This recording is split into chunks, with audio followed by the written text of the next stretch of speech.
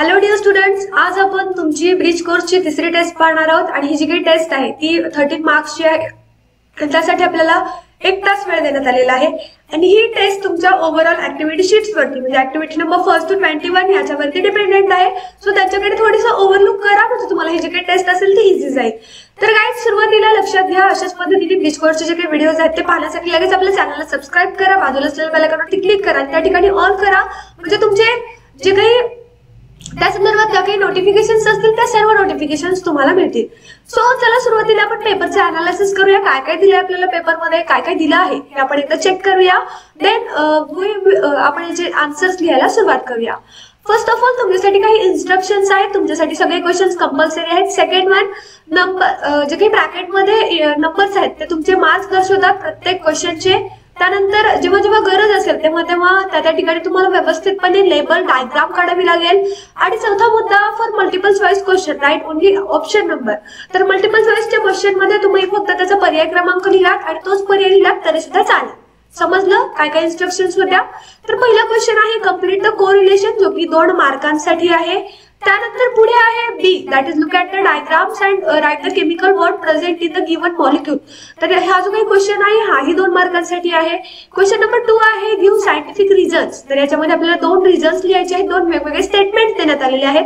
तर हा क्वेश्चन आहे 4 मार्कांसाठी. त्यानंतर पुढे लक्षात घ्या क्वेश्चन नंबर 3, दॅट इज आपल्याला इथे acid rain, acid oxides, burning of fuel, त्यानंतर हार्म प्लांट टू अॅनिमल्स, हा जो काही पार्ट आहे तर हाही पार्ट आपल्याला इथे या चित्रामध्ये बघून यावर आधारित जे काही 4 प्रश्न असतील ते सोडवायचे आहेत. आणि हा क्वेश्चन आहे 4 मार्कांसाठी, कारण यामधला एक प्रश्न हा किती मार्कांसाठी असेल? 1 मार्कांसाठी असेल. त्यानंतर क्वेश्चन नंबर 4 आहे कम्प्लीट द फॉलोइंग चार्ट. आपल्याला हा चार्ट पूर्ण करायचा जो की 2 मार्कांसाठी आहे. याचा अर्थ इथे आपल्याला 4 ब्लँक्स भरायचे.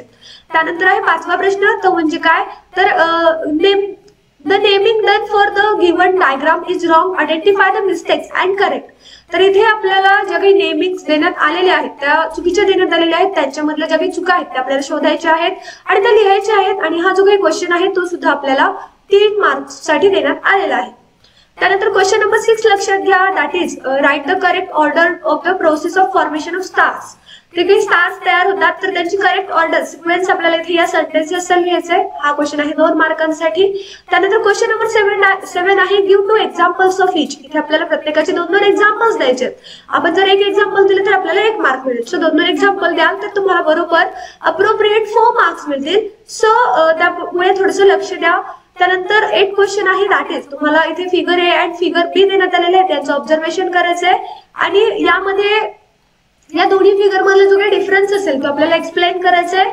याच्यासाठी सुद्धा 2 मार्क आहेत. त्यानंतर क्वेश्चन नंबर 9 असा आहे की एक्सप्लेन व्हॉट विल हॅपन. तर स्पष्ट करा काय घडेल. याच्यामध्ये लक्षात घ्या, फर्स्ट इथे आपल्याला 3 क्वेश्चन्स देण्यात आलेले आहेत. एका मार्कांसाठी 1 क्वेश्चन्स असतील. त्यानंतर last question observe the given diagrams and answer the following questions. तर इथे ज्या काही डायग्राम्स तुम्हाला दिसते त्यांचं ऑब्झर्वेशन करा आणि तुम्हाला विचारण्यात आलेले जे काही क्वेश्चन्स आहेत त्यांचे आन्सर्स द्या. तर हा क्वेश्चन आहे 2 मार्कांसाठी.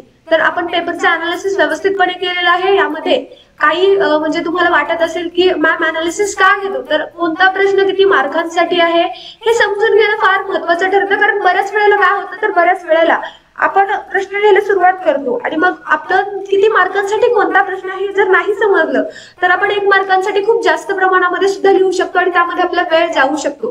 त्यामुळे सुरुवातीला पेपरचं जे काही अनालिसिस असतं ते विदिन 5 मिनिट्स और विदिन 2 मिनिट्स आपण करू शकतो. आपण तर फक्त 2 मिनिट्स मध्ये केलेलं आहे. तर सुरुवातीला थोडं वेळ लागेल बट नंतर तुम्हाला सगळ्या गोष्टी लक्षात येतील. तर चला आपण ही जी काही टेस्ट आहे त्याचे आन्सर्स लिहायला सुरुवात करूया. आता जो काही पहिला क्वेश्चन होता, question number first A, that is right correlation. तर अमिबा हा प्रोटिस्टा आहे, तर बॅक्टेरिया कोणत्या ग्रुप मधला येतो किंवा कोणत्या किंगडम मधला आहे, दॅट इज मोनेरा. त्यानंतर आहे कंपास मॅग्नेटिक निडल मध्ये असते, तर डोर बेल मध्ये कोणता मॅग्नेट असतो, दॅट इज हॉर्सशू मॅग्नेट, जो की घोड्याची जी काही नाल असते, घोड्याची जी काही टाप म्हणतो आपण त्याला, त्याच्या आकाराचा असतो. त्यानंतर बी आहे write the type of chemical bond form. तर इथे आपल्याला केमिकल बॉन्ड फॉर्म लिहायचा आहे. पहिला जो काही टाइप आहे त्यामध्ये व्हॅलन्स इलेक्ट्रॉन मध्ये शेअरिंग झाली. शेअरिंग आहे म्हणजे काय, तिथे कोणता बॉन्ड असेल, that is chemical bond form non as covalent bond. तर इथे जे काही बॉन्ड्स आहेत ते काय करत आहेत, एकमेकांचे ॲटम शेअर करत आहेत आणि त्यामध्ये एक बॉन्ड तयार करत आहेत. तर याला आपण काय म्हणतो, याला आपण आयोनिक बॉन्ड म्हणतो. त्यानंतर पुढचा क्वेश्चन आहे question number 2, give scientific reasons. तर यामध्ये आपल्याला दोन स्टेटमेंट देण्यात आलेले होते आणि त्यांचे आन्सर्स आपल्याला लिहायचे होते. तर आपल्याला पहिला क्वेश्चन असा आहे की different patterns create in kaleidoscope. त्यामध्ये kaleidoscope is made up of more than 2 mirrors. Innumerable images are formed in the kaleidoscope, creating different patterns that does not repeat. त्यानंतर आहे question number 2, put handkerchief near nose while sneezing. जेव्हा केव्हा आपण शिंकतो त्यावेळेला आपल्याला काय करायला हवं, तर त्यावेळेला आपल्या नाकावरती आपल्याला काय करायला हवं, तर हातरुमाल धरायला हवा. ओके, तर हे जे काही बेसिक रूल्स असतात आपले, तर ते बेसिक रूल्स आपल्याला पाळायला हवेत. त्यामध्ये लक्षात घ्या, बऱ्याच वेळेला आपण पब्लिक प्लेसेस मध्ये असतो, त्या पब्लिक प्लेसेस मध्ये असताना चुकून शिंकतो आणि त्या शिंकेद्वारे जे काही मग वेगवेगळ्या इन्फेक्शियस डिसीज असतील, कॉन्टॅजिनियस डिसीज असतील, तर त्यांचे जे काही ड्रॉपलेट्स असतात ते स्प्रेड होतात थ्रू एअर, थ्रू सॉइल किंवा थ्रू वॉटर. तर त्या केसमध्ये त्यांचे जे काही परिणाम आहेत ते मग सर्वांना हार्ट डिसीज, संसर्गजन्य आजार होऊ शकतात. So we have to take care of ourselves. त्यानंतर आहे question number 3, answer the following questions from the picture. इथे आपल्याला एक पिक्चर देण्यात आला होता, त्यावरून आपल्याला त्यांचे आन्सर द्यायचे होते. फर्स्ट आहे which oxides of gas are being mixed in air, that is oxides of SO2, NO2 and CO2. त्यानंतर क्वेश्चन बी आहे which acids will fall in acid rain, that is sulfuric acid, nitric acid, nitrous acid, etc. त्यानंतर तिसरा प्रश्न असा आहे की write the effects of acid rain. तर acid रेनचे वेगवेगळे इफेक्ट्स आपल्याला या ठिकाणी लिहायचे आहेत. तर लक्षात घ्या, पहिला इफेक्ट आहे that is acidity of the soil and water bodies increases. It harms aquatic organisms, plant and entire forest life. Totally ecosystem are adversely affected. Food chain is also affected. तर याचे विपरीत परिणाम आपल्या नेचरवरती अशा पद्धतीने पाहायला मिळतात.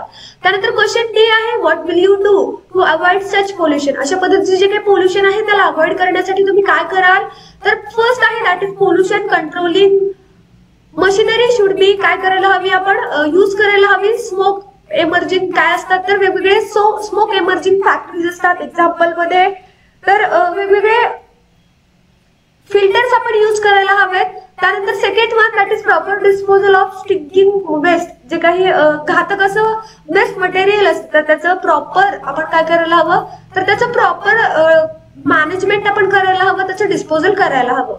त्यानंतर तिसरा मुद्दा असा आहे की control on atomic test, chemical weapons, control CFS production.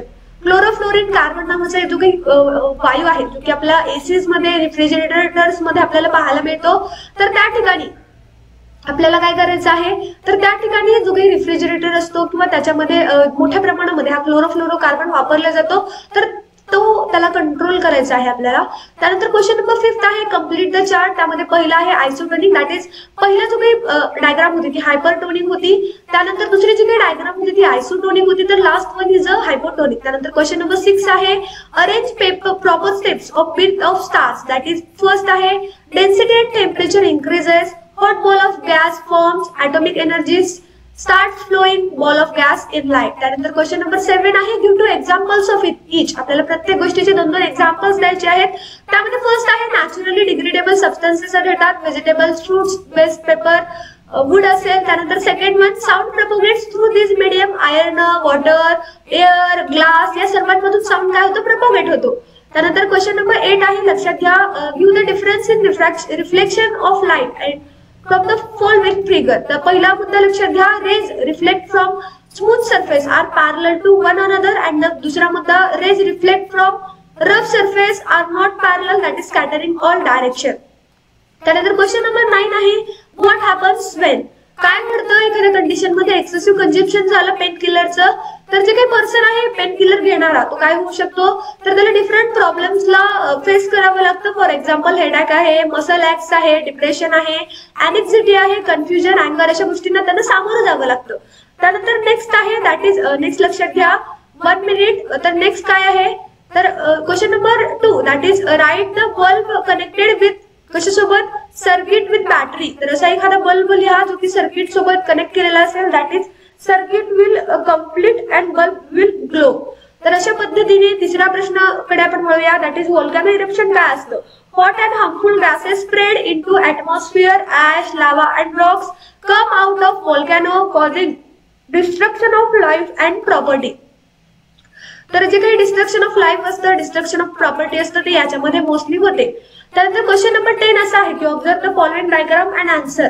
तर इथे आपल्याला जे काही वेगवेगळे गार्बेज होतात त्याचे डायग्राम्स देण्यात आलेल्या होत्या. त्यापैकी फर्स्ट क्वेश्चन आहे what is the effect on environment by using this man-made material. जे काही मॅनमेड मटेरियल आहे तर त्याचा कशा पद्धतीने एन्व्हायरमेंट वरती इफेक्ट होतो. तर लक्षात घ्या पॉलिथिन बॅग्स आहेत जे की खूप वर्ष डिकम्पोज होत नाहीत. टॉक्सिक सबस्टन्सेस आहेत बरेचसे जे की काय होतात सॉइल मध्ये रिलीज होतात आणि त्यामुळे त्यांच्या बर्निंगमुळे पोल्युशन होतं. त्यानंतर सेकंड क्वेश्चन आहे what measures must be taken to avoid such results. आणि मग अशा परिणाम टाळण्यासाठी आपण काय मेजर्स घ्यायला हवेत. We must use cloth bags, paper bag etcetera instead of plastic bags. We must follow 4R principle that is reduce, reuse, recycle and recover. तर अशा पद्धतीने आपली जी काही तिसरी टेस्ट होती तुमची सायन्सची तर ती संपते. यामध्ये तुम्हाला काही डाऊट्स असतील यू कॅन आस्क, किंवा मग तुम्ही काय करू शकता आपल्या स्क्रीनवरती तुम्हाला एक नंबर दिसतोय तर या नंबरवरती तुम्ही मेसेजच्या स्वरूपामध्ये तुमचे जे काही डाऊट्स असतील ते विचारू शकता. तशाच पद्धतीने तुम्हाला स्क्रीनवरती एक टाइम टेबल दिसतोय. तर हा जो काही टाइम टेबल आहे तो आपला लाईव्ह सेशनचा टाइम टेबल आहे. यामध्ये लक्षात घ्या यामध्ये आपण 6वी ते 10वी पर्यंत मॅथमॅटिक्स, सायन्स आणि इंग्लिश या तिन्ही विषयाचे लाईव्ह सेशन्स घेतो. सो तुम्हाला हवं असेल तुम्ही याचा स्क्रीनशॉट घ्या. तुमचे जे काही फ्रेंड्स असतील, रिलेटिव्ह असतील, ब्रदर सिस्टर असतील, सिनियर ज्युनियर असतील तर यांच्याशी तुम्ही काय करू शकता तो आपला जो काही टाइम टेबल आहे तो शेअर करू शकता. तशाच पद्धतीने लक्षात घ्या की आपला जो काही सध्याचा ब्रिज कोर्स आहे किंवा लाईव्ह सेशन आहे तो आपल्या सेकंड चॅनलवरती आपण कंडक्ट करतो ज्याचं नेम आहे गुरुवारी अकॅडमी लाईव्ह. तर त्याची लिंक तुम्हाला या व्हिडिओच्या डिस्क्रिप्शन बॉक्समध्ये मिळेल. त्याच ठिकाणी तुम्हाला आपला टेलिग्राम चॅनल असेल, इंस्टाग्राम चॅनल असेल, इंस्टाग्राम अकाउंट असेल त्याच्याही लिंक्स मिळतील. सो यू कॅन जॉईन अस. तशाच पद्धतीने बऱ्याचशा विद्यार्थ्यांना सेतू अभ्यासक्रम पूर्ण करण्यासाठी अडचणी येत आहेत तर अशा विद्यार्थ्यांना तुम्ही आपले जे काही व्हिडिओज आहेत ते शेअर करू शकता. आणखी एक मुद्दा लक्षात घ्या आपल्याकडे 9th स्टँडर्डच्या सर्व विषयांचे रेकॉर्डेड व्हिडिओ सुद्धा अवेलेबल आहेत ते सुद्धा तुम्ही पाहू शकता. So guys we will stop here. We will meet again in a next session. Bye bye guys, take care.